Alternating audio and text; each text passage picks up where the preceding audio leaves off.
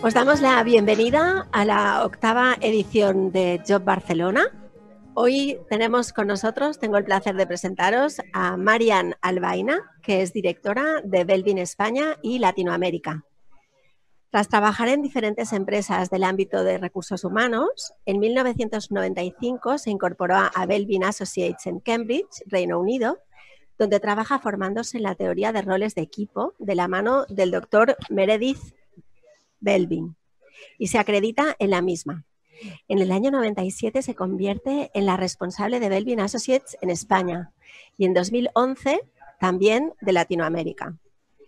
Su conferencia va a ser muy apropiada para los tiempos actuales porque se titula Talento y agilidad en tiempos difíciles. Va a ser una charla con el objetivo de que los participantes lleven una noción clara de lo que representa gestionar personas, el talento de una forma ágil, coherente y con las mejores aportaciones de cada persona. En un entorno VUCA como el actual, las metodologías ágiles que nos ayuden a esa gestión del talento, que fomenten la cooperación, la resiliencia, el trabajo en equipo, el liderazgo ético, es realmente muy importante. Las metodologías ágiles en los procesos deben realizarse a través de personas y Belvin ayuda a estas personas a realizar estos procesos de una forma rápida y eficaz. Marian, ahora tenemos gente realmente de Latinoamérica, de Perú, de Chile, también de España, Barcelona, Sevilla, Zaragoza. Así que muchísimas gracias por estar aquí. Voy a desaparecer, tú puedes dar la bienvenida, compartir la pantalla e iniciar tu conferencia cuando tú quieras. Muchísimas gracias. Muchas gracias, Pili. Muchas gracias a todos los que estáis ahí detrás escuchando esta ponencia donde voy a comentaros, como bien ha dicho Pili, sobre la metodología Belvin como una metodología ágil en estos tiempos de incertidumbre. Bueno, como os decía, vamos a hablar de estos tiempos de agilidad, de tiempos difíciles. Estamos, en términos generales, en una situación de incertidumbre. Como candidatos o como personas a nivel individual tenemos quizá que reorientar nuestra carrera profesional o quizá vamos a cambiar de puesto de trabajo o nos vamos a mover dentro de nuestra organización a distintos puestos y nos preguntamos cómo lo vamos a hacer, hacia dónde vamos a ir. Como empresa tenemos que seleccionar candidatos o personas que se incorporen y, bueno, quizá lo que hoy nos sirve, mañana no nos sirve o lo que necesitamos hoy, mañana no lo necesitamos. Necesitamos, por lo tanto, también agilidad en esa nueva incorporación o incluso en las personas que tenemos dentro de la organización, agilidad para moverlas de un equipo a otro. Pero también, o de una tarea a otra, pero también, a pesar de necesitar esa agilidad, también necesitamos certeza sobre hacer las cosas correctamente, sobre mover a las personas o colocar a las personas o asignar tareas correctamente. Por eso necesitamos más datos, necesitamos más información sobre las personas en nuestra organización. Necesitamos información que sea fiable y que sea veraz.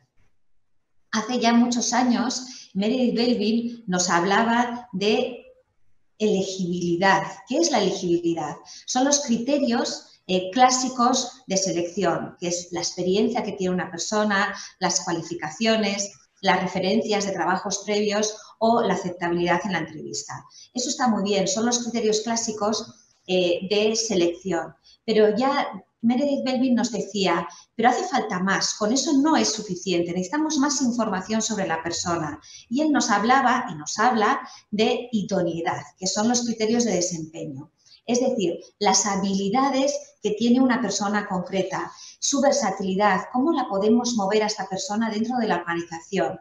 Las observaciones, que son muy importantes, es decir, no solo me quedo con el punto de vista sobre lo que aporta de la persona, sino también las personas que trabajan a su alrededor tienen mucho que decir sobre sus aportaciones y tenemos que tener en cuenta este dato. Y más allá, no solo tenemos que tener en cuenta todos estos datos sobre la habilidad y las observaciones de la persona para ver cómo encaja en el puesto de trabajo, sino también cómo encaja en el entorno, cómo encaja con sus compañeros de equipo, de área, de departamento. Es decir, esa apuesta que hacía Meredith y que hace Meredith por añadir la idoneidad a la elegibilidad. Y estas palabras que suenan tan extrañas, me acuerdo una vez en una reunión con un director de talento y selección de una gran compañía de nuestro país, me decía, bueno, Marian, pero si eso está claro, esto es por lo que contratamos, la elegibilidad, y esto es por lo que despedimos, ¿no? La idoneidad. Y ciertamente estos conceptos han ido evolucionando y se han hecho cada vez más presentes en el entorno laboral actual y seguro que vosotros todos los conocéis porque seguro que todos habéis oído hablar de habilidades duras y de habilidades blandas, de hard skills y de soft skills, de competencias o habilidades técnicas y de habilidades no técnicas o de habilidades personales.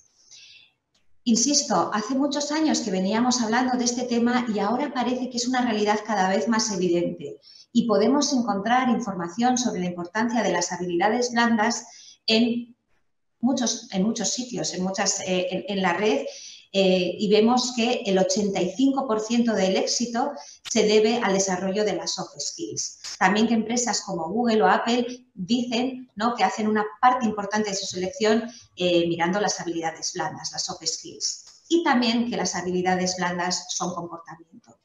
Y aquí volvemos a dar una vuelta de tuerca. Aquí volvemos a ver cómo podemos demostrar científicamente que el comportamiento, que esas habilidades blandas son fundamentales. Y me remito en este momento a la investigación original que dio lugar a la metodología. Esta investigación que se hizo aquí en el Hellingman Smith College comenzó en el año 1970 y acabó en el año 1980 aproximadamente. Es decir, una década de investigación donde investigaron personas interactuando en equipos. Pero tengamos en cuenta una cosa, todos interactuamos en el trabajo, sea con un equipo, sea en un grupo, sea en el departamento, sea con un proveedor o sea con un cliente. Esta investigación, que fue muy rigurosa desde el punto de vista académico y científico, dio como resultado, tras 10 años de investigación, como decía, que lo importante para tener éxito no era el intelecto, sino el comportamiento. Y volvemos entonces a las habilidades blandas.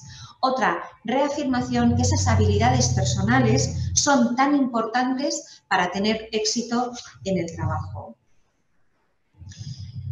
Esto lo tenemos, yo creo que está bastante claro en términos generales que las habilidades blandas es un dato que tenemos que incorporar en nuestras organizaciones, tanto en el proceso de selección como en el proceso de desarrollo de las personas. Sin embargo, a mí me gustaría recalcar que es muy importante hacer una medición correcta. Es un dato fundamental, es un dato que nos va a ayudar a tomar decisiones sobre las personas, es un dato que nos va a ayudar a asignar tareas, es un dato que nos va a ayudar a comprendernos mejor unos a otros. Por lo tanto, no puede ser un dato que se base en una intuición o en una idea generalizada, sino que tiene que tener una medición fiable y validada sobre cómo vamos a identificar estas habilidades blandas. Esta medición objetiva y fiable que la vamos a utilizar para desarrollar, insisto, a las personas y para colocarlas, debe estar basada no solo en la autopercepción, sino también en las observaciones externas. La autopercepción es fundamental. La autopercepción es lo que yo creo que aporto a la hora de trabajar, lo que yo creo que son mis habilidades blandas o soft skills. Pero ojo, esa autopercepción puede estar sesgada por mi deseabilidad social o por diferentes factores que influyen en mi manera de autopercibirme. Además, puede estar limitada porque todos tenemos puntos ciegos, áreas que nosotros mismos no vemos de nosotros mismos. Y ese es el valor de los observadores. Los observadores son nuestro espejo. Nuestros observadores se ponen enfrente de nosotros y ven nuestro comportamiento, porque nuestro comportamiento es lo que hacemos, es cómo contestamos una llamada de teléfono, cómo negociamos, cómo nos enfrentamos a una tarea rutinaria. Y eso nos lo van a decir nuestros observadores. Además, una cosa muy importante que aportan los observadores, bajo mi punto de vista, es la democratización de esta identificación de las habilidades. Es decir, no solo me quedo con mi punto de vista o no solo me quedo con el punto de vista de mi jefe o de mi jefa, sino que tengo un punto de vista mucho más amplio de personas que trabajan conmigo, que puede ser un 360 grados o pueden ser las personas de mi equipo. Puedo elegir a mis observadores dependiendo de las circunstancias. En cualquier caso, un punto de vista más amplio, un punto de vista constructivo sobre lo que puede aportar desde el punto de vista de esas habilidades blandas. Bueno, llegado a este punto, podemos empezar a identificar, y nuestra propuesta, obviamente, es identificar las habilidades blandas a través de los roles de equipo building. En esta investigación que os comentábamos, no solo identificaron que el comportamiento era fundamental para el éxito, sino también identificaron una serie de comportamientos, unos patrones de comportamientos que son fundamentales para el éxito en el entorno laboral. Todos tenemos todos los roles de equipo. Lo que ocurre es que los tenemos con distintos grados de intensidad. Y estos roles no son estáticos, sino que son dinámicos. Es decir, hay roles que nos acompañan durante parte de nuestra vida profesional, hay otros que nos acompañan durante toda nuestra vida profesional y hay otros que entran y salen. Pero la identificación de estos roles es fundamental para conocernos nosotros mismos y saber qué podemos aportar, y es fundamental desde el punto de vista de seleccionadores para aclarar expectativas sobre qué recorrido puede tener cada persona más allá de su conocimiento técnico, qué recorrido puede tener respecto a sus habilidades personales y qué movimientos podemos hacer con esa persona en la organización teniendo en cuenta cuáles son sus habilidades. No solo eso, también podemos saber lo que aporta y lo que necesita. Porque otra cosa que yo creo que es interesante y que hemos descubierto también, que no todos necesitamos lo mismo. En el tema de la pandemia hemos visto claro que no todos nos enfrentamos igual al estrés que produce una situación de incertidumbre, o no todos nos enfrentamos igual a teletrabajar, por ejemplo. Las personas vivimos las situaciones de manera diferente y las personas aportamos de manera diferente en esas situaciones. Me gustaría repasar con vosotros los roles de equipo desde ese punto de vista de cómo aportan o qué necesitan en este momento actual de incertidumbre que vivimos con una pandemia.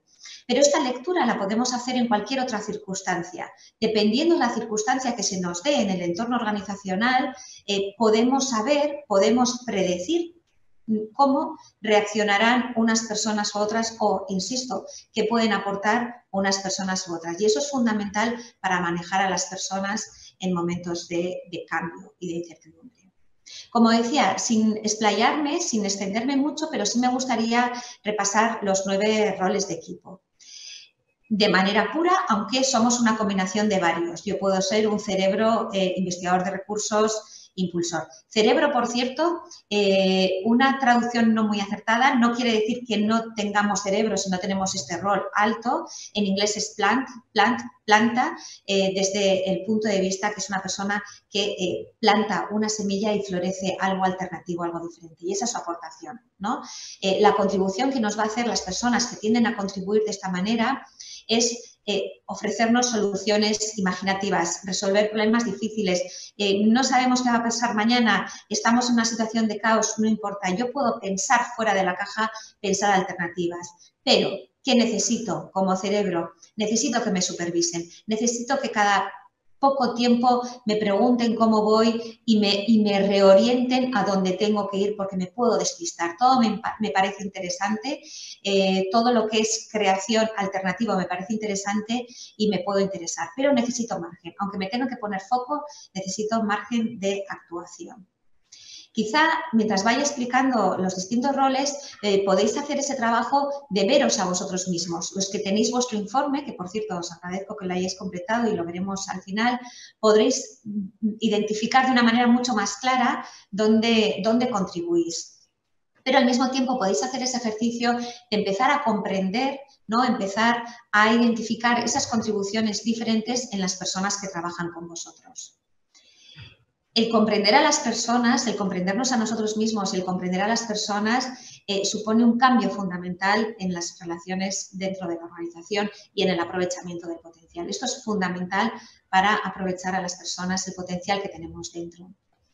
Bueno, seguimos adelante con otro rol, el monitor evaluador. El monitor evaluador ofrece, o mejor diría, la persona que tiende a contribuir como monitor evaluador, que puede ser cerebro monitor evaluador, o sea, podemos tener esa combinación, insisto, va a reflexionar, va a hacer una reflexión muy profunda, va a analizar muy bien toda la situación y va a tomar decisiones muy buenas. Pero, ojo, necesita tiempo y necesita datos. No se va a precipitar nunca a responder a la situación.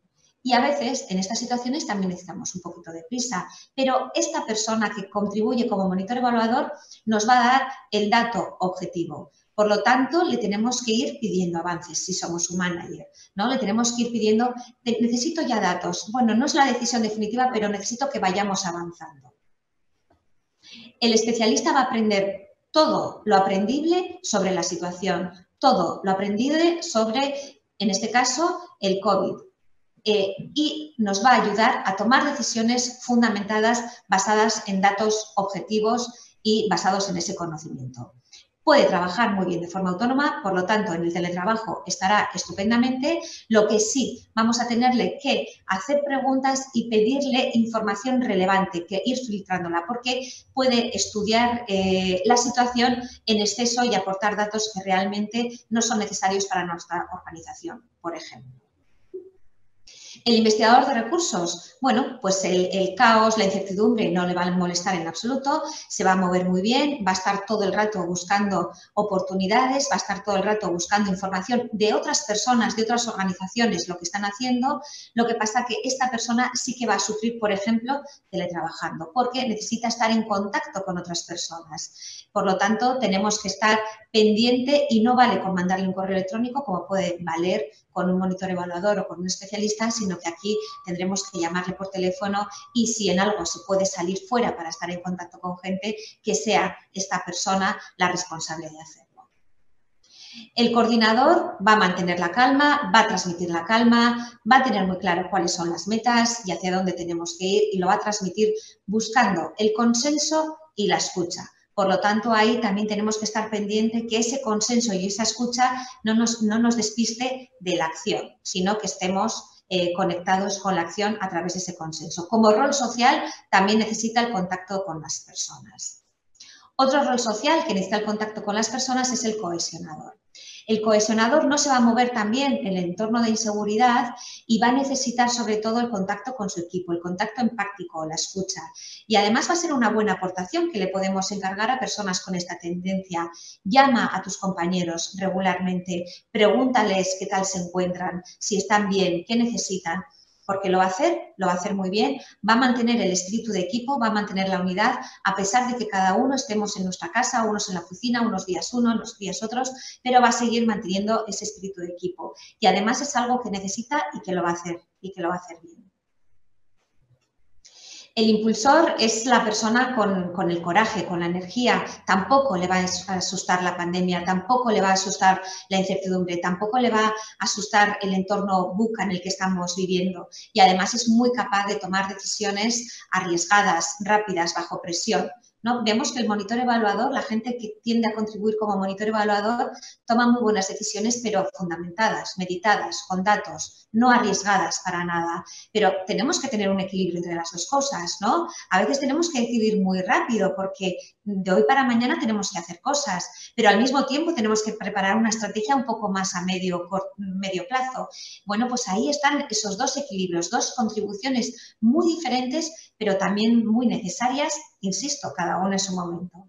Lo que necesitan las personas que tienden a contribuir como impulsores es acción. Necesitan tener decisiones rápidas, necesitan que se cumplan las promesas, que se alcancen los objetivos y entonces a ellos tenemos que tener en cuenta que les tenemos que dar ritmo de trabajo, tenemos que seguir avanzando. El implementador transforma las ideas en acciones e impone orden en el caos resultante. No le gusta el caos, no le gusta la incertidumbre. Por lo tanto, lo que necesita es que le dejemos fuera de la toma de decisiones y una vez que ya hemos tomado la decisión de por dónde vamos a ir, él nos lo va a organizar o ella nos lo van a organizar muy bien para que volvamos a tener un entorno organizado y estructurado. Y por último tenemos al finalizador. El finalizador pule y perfecciona y evitará la toma de atajos ante la calidad. Es decir, vale, tenemos que ir deprisa, son tiempos complicados, no sabemos lo que va a pasar mañana, pero sobre todo hay que hacer las cosas con calidad. es el que nos va a dar este punto de vista. Lo que le tenemos que dar a una persona que es finalizadora es claridad en la prioridad y las fechas límites. Lo que no le podemos estar es cambiando. Bueno, ¿es para ayer? No, es para pasado mañana. Bueno, no, es para dentro de una hora. Y hay que supervisarle para que no se cargue de trabajo, porque como yo lo voy a hacer mejor que nadie, yo voy a estar atento a todos los detalles, yo me voy a cargar con este trabajo. Entonces tenemos que tener cuidado de no sobrecargarle. Al final, como vemos, todos aportamos cosas diferentes, todos aportamos una serie de fortalezas y tenemos una serie de debilidades. Es muy importante identificarlas para complementarnos todos unos con otros y obtener el mayor potencial de cada uno de los que estamos trabajando. Si tenemos en cuenta estas habilidades personales, si tenemos en cuenta las fortalezas de las personas, lo que vamos a conseguir es mayor compromiso y mayor satisfacción con el trabajo. Bueno, vamos a ir ya a la parte específica de Belbin. Bueno, tenemos esta medición objetiva y ¿para qué la vamos a utilizar? Vamos a utilizarla para mejorar nuestro autoconocimiento, nuestra autocomprensión. Los que tengáis vuestro informe Belbin, he seleccionado, el informe Belbin es mucho más amplio, pero he seleccionado estas dos hojas como esa primera reflexión hacia el autoconocimiento. La primera reflexión tiene que ir por descubrir, ¿veis este gráfico de barras que tiene dos barras del mismo color, autopercepción y observadores? Vamos a suponer que es mi informe. Yo creo que aporto como implementador y mis observadores observan una aportación menor. Es una aportación positiva de todos modos. Siempre, y esto también es muy importante, Belbin trata de identificar los comportamientos positivos, constructivos. Todos tenemos algo positivo que aportar al entorno laboral.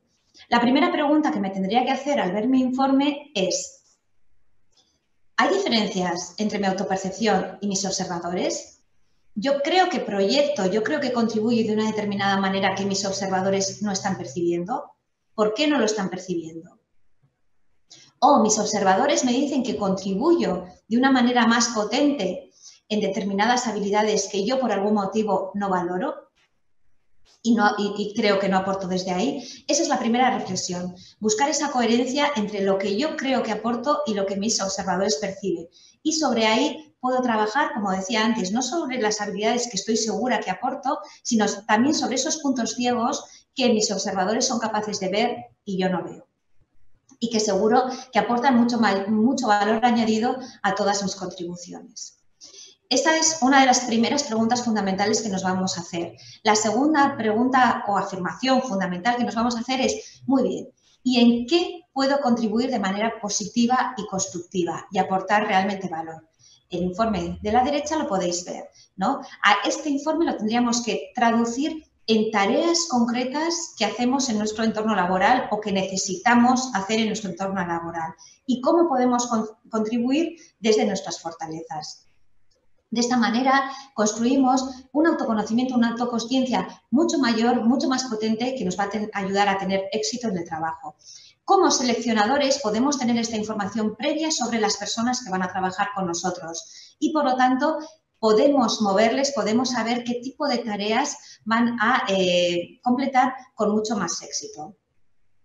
En ese sentido, lo que podemos hacer desde el punto de vista Belbin es también encajar mejor el talento dentro de las tareas. Y esto es algo que el 93% de los usuarios de la metodología Belbin dicen que les ayuda a conseguir ese fin.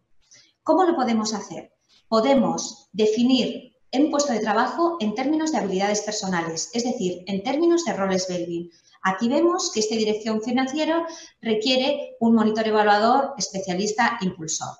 Y podemos hacer lo mismo con las personas. Las personas podemos definirlas en términos de roles de equipo Belbin, de habilidades. Y, por lo tanto, ver el encaje que tienes, el encaje bidireccional, persona adecuada a puesto. En los mismos términos, ¿qué habilidades requiere el puesto? ¿Qué habilidades puede aportar la persona? ¿O qué habilidades requiere la tarea? ¿Qué habilidades puede aportar la persona? Otro para qué de Belbin, el lenguaje compartido, el lenguaje transversal, un lenguaje donde hablamos de habilidades, un lenguaje que reconoce fortalezas y debilidades. Nadie es perfecto. Todos tenemos cosas positivas que aportar y todos tenemos cosas a las que no llegamos. Y lo que buscamos es el complemento. Esta diferencia, la diferencia que muchas veces nos cuesta en las organizaciones, en realidad la diferencia es algo que celebrar. La diferencia nos hace más fuertes si buscamos el complemento con las personas. Aquí podéis ver mi informe Belbin en comparación con una de mis compañeras de trabajo. Tenemos muchas diferencias. Esas diferencias las podemos trabajar para realmente aportar mucho más, ser mucho más eficaces conjuntamente porque llegaremos a más. Y como decía anteriormente, mis debilidades son sus fortalezas y sus debilidades son mis fortalezas. Por lo tanto, conseguimos crear una interdependencia mucho más potente que nos hace mucho más eficaces. Y esto lo podemos llevar finalmente al plano de equipo. El 93% de nuestros usuarios considera que les ayuda a trabajar en equipo. Ya para finalizar, este círculo de roles de equipo, que es una de las herramientas que utilizamos desde Belbin, lo que nos hace ver es desde dónde contribuyen cada uno de nuestros compañeros de equipo, cuáles son sus fortalezas y desde dónde no contribuyen. Y luego, también lo que podemos ver es el equipo en su conjunto, dónde son sus fortalezas y dónde están sus debilidades. Y de manera consensuada, o por lo menos acordada, como equipo, decidimos qué vamos a hacer, cuál es nuestro plan de acción para sacar el máximo potencial de las personas. Y esto nos hace muy ágiles, porque como nos conocemos, como conocemos las contribuciones de nuestros compañeros de equipo, podemos integrarnos fácilmente y rápidamente en un equipo. Y si nos tenemos que mover a otro equipo, lo podemos hacer también fácil y rápidamente. Y como veíamos antes con las tareas, podemos cambiar a personas de una tarea a otra fácil y rápidamente porque sabemos dónde está su potencial, sabemos dónde puede contribuir y dónde no. Si yo llevo un equipo y me lo encuentro lleno de investigadores de recursos, sé perfectamente cuáles van a ser sus fortalezas y sus debilidades. Sé perfectamente lo que esperar y lo que no esperar. Y ellos van a saber perfectamente qué esperar de mí y qué no esperar de mí como finalizador. Y podremos llegar, insisto, a acuerdos entre todos para sacar lo mejor de todos nosotros mismos, para empoderarnos como equipo y ser más eficaces. En definitiva, no importa si vuestra empresa es grande, pequeña, mediana, no importa si vuestra empresa es del sector energético o de la salud o de la consultoría, lo que importa es que en vuestra empresa estén las personas en el centro de la organización, que las personas, sus habilidades técnicas y no técnicas, sus habilidades blandas y sus habilidades duras, estén identificadas y se utilicen para la mejor adecuación de la persona, entre ellas, con sus equipos y con las tareas que tienen que realizar. Pues sin más, agradeceros el que hayáis estado aquí escuchándome y espero que os haya sido de utilidad. Pasamos ahora, si no me equivoco, a unas preguntas, ¿no, Pili? Muchísimas gracias por la presentación, por la puntualidad, también ha sido perfecta, impecable y creo que ha sido muy interesante de cara a entendernos un poquito mejor, tener una herramienta, ¿no?, que realmente nos ayude a esa gran tarea que es conocerse uno mismo, ¿no? Tengo aquí algunas preguntas. Tú que eres responsable de España y de Latinoamérica, ¿no? Una primera pregunta sería, estas competencias, estas soft skills, ¿no?, que son tan importantes y que básicamente recoge la metodología, ¿se percibe una diferencia entre las culturas, por ejemplo, en España, tú como directora en España y Latinoamérica, Es decir, estas diferencias culturales, ¿cómo las tenéis en cuenta y si se perciben? Sí, mira, es una pregunta muy interesante que ya desde la dirección de Belbin se planteó hace unos años. Y porque Belbin está en prácticamente todo el mundo, está disponible en 22 idiomas, desde inglés, polaco a japonés, chino, está en muchísimos países, en muchísimos idiomas con culturas muy diferentes. Esa fue una de las preguntas que se hicieron desde la dirección de Belbin y se hizo un estudio, un paper sobre los roles y la cultura de los países. El paper, la conclusión es que la cultura del país no influye, la cultura de la organización sí. Es decir, hay culturas organizacionales que priman o favorecen un tipo de comportamientos y no otros. Y esto sí que se hace evidente. Pero en los países, en términos generales, esos comportamientos son comportamientos universales que se dan en todos los sitios, pero sí en la cultura de la organización. Qué interesante. Bien, ¿cómo crees que han evolucionado los procesos de selección ahora en este contexto actual, que es todo más virtual? Me imagino que la virtualidad y otros aspectos, ¿cómo lo vivís desde allá con la experiencia de vuestros clientes y de las personas, ¿no?, individuales que pasan por el proceso?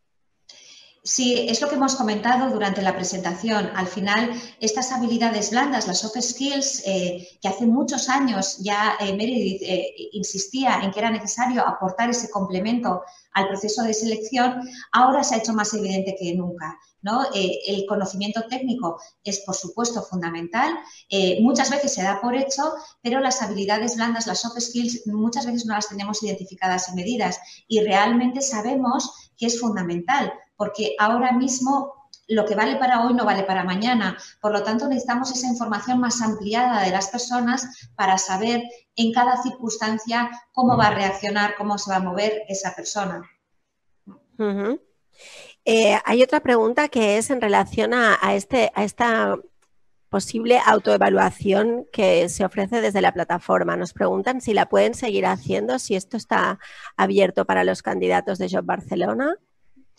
Bueno, está abierto para los asistentes al curso, sí, está abierta y la podéis seguir haciendo porque va a estar abierta todavía por lo menos hasta que acabe todo lo que es el congreso. Vale, ¿y el rol de los observadores? Los observadores, ¿cómo se tienen que elegir los observadores? Sí, los observadores tienen que ser personas que trabajan con nosotros actualmente. Personas que nos conocen bien desde el punto de vista laboral y que han trabajado por lo menos con nosotros durante 3 meses. 6 mejor. Si no estamos trabajando, podemos buscar personas de nuestro último entorno laboral. Es decir, si acabamos de dejar de trabajar hace 1 mes, 2 meses, esas personas de nuestro último entorno laboral. Si estamos haciendo un MBA, un máster, cualquier tipo de formación que requiere también una colaboración estrecha y se hace mucho trabajo colaborativo, también esas personas nos pueden observar si no estamos trabajando. Lo ideal es las personas con las que estamos trabajando. Si no lo estamos haciendo, los últimos que han trabajado con nosotros son nuestros compañeros de algún entorno académico. ¿Y hay una limitación en el número de personas, observadores, para que sea más fiable? ¿O cuál es el número que vosotros aconsejáis? Hay un límite hacia abajo, es decir, mínimo 4. Hacia arriba no hay límite, pero nosotros recomendamos 6. 6 es un número óptimo para tener la observación. Más tampoco aporta muchísimo más valor. 6 es el número más adecuado. Y entonces los observadores, ¿cuánto tiempo dedican a analizar el comportamiento del observado, por así decirlo? La observación se completa en 5 minutos, porque lo que tiene que hacer es marcar una serie de palabras que identifican a la persona. Es muy interesante para mí la metodología Belbin. Una de las cosas que más me gusta es que es compleja en su estudio, en su descubrimiento, porque son 10 años de investigación y muchos años de contraste a lo largo de su aplicación en distintas empresas de todo el mundo. Y es lo que tiene la época actual, este tipo de cosas, ¿no? Marian se está riendo porque me estaban tomando la temperatura. Me he puesto roja, pero no tengo fiebre. Entonces, bueno, lo que decía, perdona, se me ha ido, no sé lo que te estaba comentando. Que es compleja. Que es compleja, pero simple. Sí. Pero simple en su aplicación. Es una metodología que puede comprender cualquier persona de la organización, aunque no sea de recursos humanos, aunque no haya trabajado en estos temas. Y la observación es marcar palabras que identifican a la persona a la hora de trabajar, ¿no? Su estilo de trabajo. Palabras que, por otro lado, tienen un trabajo muy grande por detrás para saber que identifican ese tipo de comportamientos. La verdad es que me parece una herramienta brutal. O sea, me dan ganas realmente de hacer la autoevaluación porque realmente es algo muy sencillo y que nos aporta muchísimo valor, ¿no? Tú lo has dicho antes, no solo es comprenderme a mí, sino comprender a los demás. Y eso es algo fundamental en el entorno laboral. Comprendo por qué hace lo que hace y no lo hace para fastidiarme a mí, que igual yo lo hago de otra manera, sino porque es su estilo. Y su estilo aporta también mucho. aporta diferente a mi estilo. Y eso es un cambio muy interesante en el funcionamiento de las organizaciones. Sí. Qué interesante. Pues hay una pregunta relacionada justamente con este final que nos estás explicando, ¿no?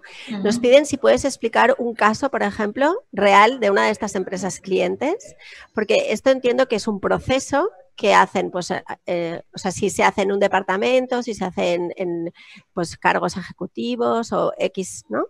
Entonces, ¿cómo es este proceso desde que ellos asumen que quieren entrar en el proceso de, supongo que es de evaluación o bien para el equipo de recursos humanos, para una preselección, etcétera?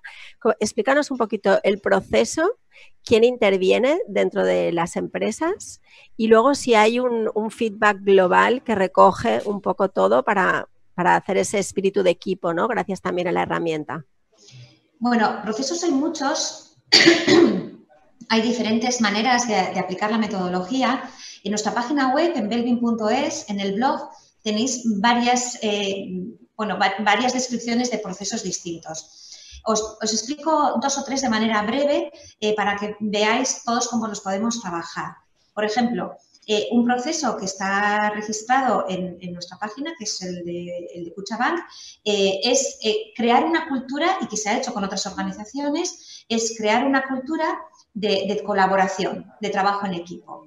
En este caso, ¿cómo es el proceso? Todos los participantes, que esto es algo transversal, prácticamente toda la organización o mucha parte de la organización hace los cuestionarios Belbin para empezar a conocerse. Y luego todo eso se pone en marcha en una serie de formaciones a través de una serie de dinámicas. En esas dinámicas se va resaltando cómo las distintas personas aportan de distintas maneras en distintos contextos y cómo esas aportaciones diferenciales suman.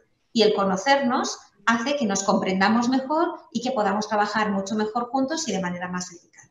Eso sería como algo transversal, ¿no? Otra aplicación es el desarrollo de un mando intermedio, el desarrollo del liderazgo. Primero tengo que crear un liderazgo auténtico, o sea, tengo que liderar desde mis habilidades, desde mis competencias. No puedo pretender liderar como otra persona porque siempre me va a salir mal, siempre se va a notar que estoy como actuando, ¿no? Entonces, primero es desarrollar ese liderazgo auténtico y conocerme bien cómo yo lidero a los demás y luego conocer a las personas que yo lidero, por así decirlo. Y es lo que decíamos durante la presentación, no es café para todos. Si una persona de mi equipo tiende a contribuir como cohesionador, monitor, evaluador, va a necesitar datos, va a necesitar que le hable, va a necesitar que esté pendiente. Sin embargo, un investigador de recursos impulsor va a ir a su aire, va a necesitar más libertad, necesitan cosas diferentes, ¿no? Un finalizador va a necesitar unas instrucciones muy detalladas, muy claras, y se las tengo que transmitir. Entonces, yo tengo que saber con quién estoy trabajando, a quién estoy liderando y qué le tengo que dar a cada persona en cada momento. Y no es complejo, es fácil, porque al final son cosas que podemos hacerlas de una manera muy ágil dentro de la organización, el dar a cada uno lo que necesita. Más información o menos información. Si tengo tiempo, una pequeña anécdota. Una empresa muy pequeñita, la responsable de la empresa decía, es que esta persona no me tiene en cuenta como gerente, me cuestiona continuamente, no le vale nada de lo que le digo. Hacemos el análisis de roles y esta persona que le cuestionaba continuamente simplemente era un monitor evaluador muy potente, simplemente necesitaba datos. O sea, despersonalizo, no es que no me cuestione, es que le tengo que dar una información mucho más detallada que a cualquier otra persona para que pueda pasar a la acción con la seguridad que esta persona monitor evaluador necesita. Cambia totalmente la relación por las dos partes y mejora totalmente la relación. Y luego, por último, el caso de los equipos. En los equipos empezamos con una fase de sensibilización. Tengo que saber qué es trabajar en equipo, qué supone trabajar en equipo desde el punto de vista de habilidades más transversales de las que nos tenemos que ocupar todos. En segundo lugar, nos tenemos que conocer, tenemos que ser transparentes sobre qué podemos aportar cada uno y qué no podemos aportar cada uno. En tercer lugar, tenemos que hacer el análisis de nosotros todos juntos como equipo, analizar esa composición y ahí vemos claramente por qué pasa lo que pasa en el equipo y a partir de ahí entre todos también elaboramos un plan de acción con la ayuda de un facilitador en muchas ocasiones, pero ese plan de acción es nuestro, lo hemos generado nosotros, son nuestras decisiones sobre nuestra manera de funcionar. Y a partir de ahí el equipo ya se empodera y empieza a funcionar mucho mejor, de una manera mucho más eficaz, mucho más efectiva, con el potencial con el que cuenta. Más o menos estos serían tres aplicaciones. No sé si se ha quedado claro los procesos porque son más complejos, pero... Yo creo que ha quedado súper claro con los ejemplos y además también es una manera muy objetiva de eliminar sesgos. Entiendo que también es una manera muy potente de eliminar prejuicios y sesgos y de limar malas interpretaciones entre las personas. Esto creo que es un punto muy importante. Y también ligado al tema del liderazgo, una pregunta última, Marian. El tema del liderazgo y algo que a veces nos piden las empresas, que es cómo sé que los candidatos que están interesados en trabajar con nosotros están alineados con nuestra cultura en relación a los valores. Me refiero a los valores mayúsculos, ¿no? Sería como el liderazgo ético o el comportamiento ético de una persona, ¿no? Esto también hay empresas que cada vez más lo están pidiendo y nosotros creo que en esta herramienta está implícito, ¿no? No está explícito, pero implícito en algunas de estas dimensiones, ¿no? que tú comentabas. Claro, sí, no es explícito, ¿no? Los valores irían por otro canal, ¿no? Sí, respecto a los valores de respetar la diferencia, de colaborar, de tener muy claro una cultura de objetivos compartidos. En ese sentido, sí, claro, aplicar la metodología Belbin es aplicar una manera de aprovechar todos los talentos, ¿no? De poner en valor a todas las personas, de dejar que todo el mundo brille, ¿no? Entonces, en ese sentido, sí que son unos valores muy concretos de trabajo en equipo y de colaboración, desde luego. Y unido a esto también, y ya para terminar, Marian, ¿es también una herramienta que nos ayuda a gestionar la diversidad en las empresas? Totalmente. Totalmente. Lo que habla Belbin desde el principio es la importancia de la diversidad y celebrar la diversidad y los problemas que conlleva cuando los equipos son muy homogéneos. Si tú tienes un equipo, y eso es una de las prácticas que hacemos con todos los equipos de trabajo, si tienes un equipo lleno de monitores evaluadores o de investigadores de recursos o de cerebros, da igual el perfil que sea, siempre va a tener unos problemas determinados. La magia está en la diversidad y ese fue el descubrimiento de la investigación. La magia está en la diversidad y la diversidad al principio nos cuesta porque, creo que lo he comentado anteriormente, nos gusta trabajar con las personas que son iguales que nosotras. Sin embargo, las personas que nos aportan más valor, me decía una persona en una formación, una miembro de un equipo, ¿me estás diciendo que la persona que más dolor de tripa me produce es con la que mejor voy a trabajar? Pues sí. Es un proceso de aprendizaje, tienes que aprender a comprender el punto de vista de esta persona, pero es la persona con la que más te va a aportar, porque una igual que tú no te aporta nada en realidad, ¿vale? Complacerte, ¿no? Pero una diferente es la que te aporta ese complemento que necesitas para avanzar más, para llegar más. Qué maravilla, pues se nos acaba el tiempo y me gustaría acabar con esta frase tan bonita que has dicho, de que la magia está en la diversidad. Creo que es una frase muy acorde a los tiempos actuales. Te agradecemos muchísimo, Marian, que hayáis participado en Job Barcelona. Te agradecemos a ti especialmente esta conferencia que esperemos haya ayudado a inspirar y aprovechad esta oportunidad de hacer esta autoevaluación durante estos días de Job Barcelona hasta jueves y hasta pronto. Muchísimas gracias.